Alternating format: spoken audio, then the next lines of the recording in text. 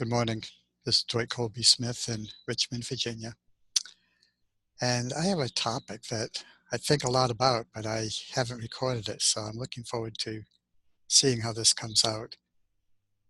And it's Christopher Columbus versus Jesus, the Christ, Jesus, a Christ. We know that way back, more than 2,000 years ago, the world was thought to be flat. And not until 1492 years after Jesus, after divinity, was it found that the world was round between Christopher Columbus and Vespucci, Amerigo Vespucci. Okay, so that's great. Before that, the people of the world looked out and they saw a flat world, and if you went too far, you'd fall off. And everything that they looked at supported that concept. Okay, so because we know the world is round, when we look out at the horizon, if it's not obstructed with trees, looking out over the ocean or a meadow, a large horizon to horizon meadow, we see that edge of curvature. So that supports us that the world is round. And we've seen pictures from space that it's like a tennis ball or a ball of any kind rotating. Okay, that's we have seen from the telescopes that ball goes around the sun, so we're not the center of the earth. So we know a lot today that 2,000 years ago, or even up to 1492 years ago, was not aware. Okay, the truth of the world at that time was flat, and everything supported that. And those that denied that or defied that were killed, imprisoned, punished in some way, because that's not the truth. Ooh. It's something to think on. Okay, so 2018 years ago, this man, Jesus, came upon our earth. He was born, from my perspective, and supported by Christ's letters and just history, that he existed and that he was brought a new concept of God. Okay? It's not that the old concepts were wrong, just like thinking the world was flat was not wrong, it just wasn't the truth. So the early concepts of God is there were many. A God for this, a God for rain, a God for sun, a God for fertilization, a God for abundance, a God for growth, I guess, many gods for many things. And then the Jews came forth and they decided, no, that cannot be. There has to be one creator of all that is. There has to be one God of everything. And they did a really good job with that, except they put God into a body. They put God into an entity. And therefore, from that evolution, that birth of a new concept of God, that grew and grew and grew. And then that's what everyone believed, that, God is one. God's a body. God is the creator of everything it is. And like a human, he has certain limitations. Well, we don't see them as limitations. We see them as right judgment. But God judges right from wrong, good from evil, the bad and the good. And that's the way the Jews believe. That's what they learned going through the desert. That's what they learned through the evolution of Jehovah. And then Jesus came along and he said, oh, you know what? God cannot be contained in a body. God has got to be everywhere present. Because God is more than a body. Jesus didn't teach this, but implied this, okay? Jesus said, it's done unto you as you have believed. Excuse me. He taught that the Father and I are one. That there's no separation between the Creator and His creation. And that of myself, I don't do anything. Will you hear me teach me, Jesus? Excuse me while I clear my throat. The Father and I are one is to me the truth that makes us free. When I realize that there is an idea before the idea I think. Okay, that's very important. Just think about that. There's an idea that the idea I think came from. It's like there are all these ideas on a shelf or out in the universe. Billions, countless, infinite number of ideas. And we individually pick an idea that resonates with us. I could not pick an idea of hurting another person because that's not in my set of ideas, regardless. I mean, if anything happened that I would have to hurt someone, I would go to the idea for that recourse or reaction or whatever at that time.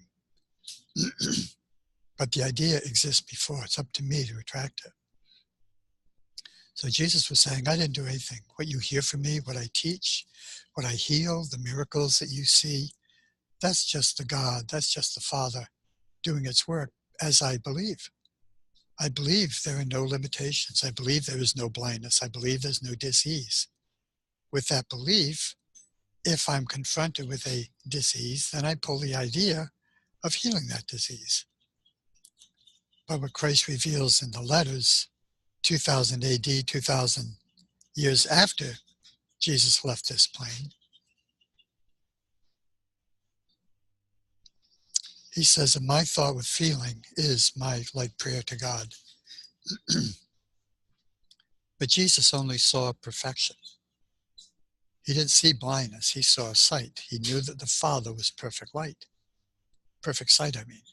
So when he would do his work, whatever physical manifestation was used to have the person experience healing, a physical something, because that's the way the world was and still is. We believe in the physical.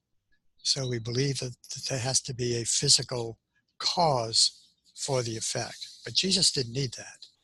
Jesus just knew perfect sight. So when he would put his hands on the individual, he would call forth on the Father, creator of all that is, to do its work, to bring to this person the truth of who they were. Perfect sight, perfect health, perfect ability to walk, whatever it was. So I'm sorry, I got way ahead of myself, because the only truth that Jesus brought us is that God is a God of love, not a God of punishment.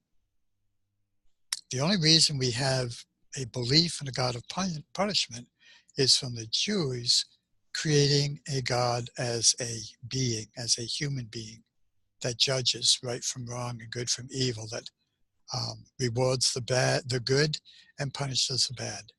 And so from that, we live that, because if this is what God is, being made not only in the image and likeness of God, but as the image and likeness of God, we now have the power of God working through us, consciously knowing that.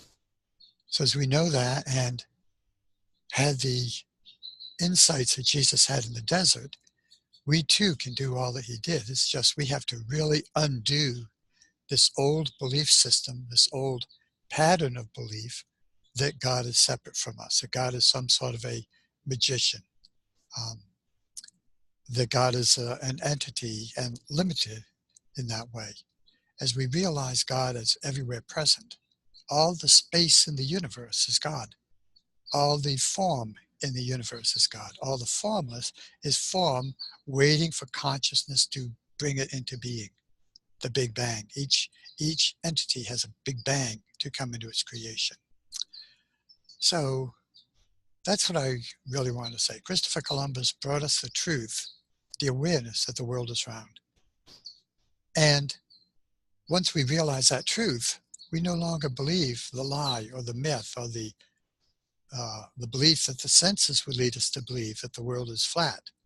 But these same senses, once it knows the world is round, these same senses give us a different view and a different purview, different preview, different view of the world. And so as Jesus brings us a God of love versus a God of punishment, we get a new view. It changes our belief system immediately to know that the I am universal, and the I am individualized.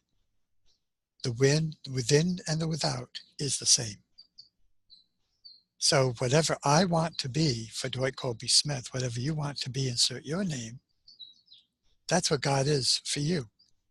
And each of us, just as each tree in the forest is doing its part of the creation of the forest, so each of us in our humanity is creating our humanity. So the more of us that realize the truth of God, the truth of God is love, the truth that I am God, I'm creating, I can create a world of peace instead of a world of hell. And that's my goal. And my goal is before December 31st, 2018. But if this is heard following 2018, it's the truth of that current year, if we haven't achieved it. I'm sorry, I can't get rid of the frog.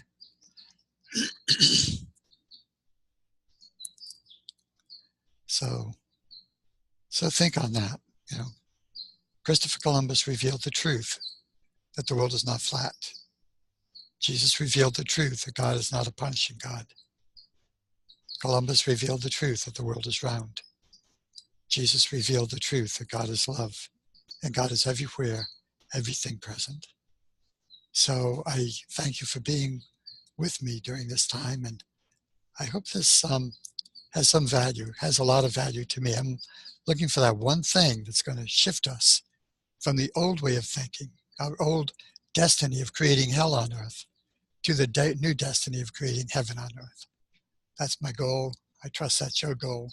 That's a goal that Jesus came with over 2,000 years ago. So God bless you. Namaste. Thank you for being in my life and allowing me to be in yours. Have a blessed day, a blessed week, a blessed month, a blessed year. Bye-bye for now.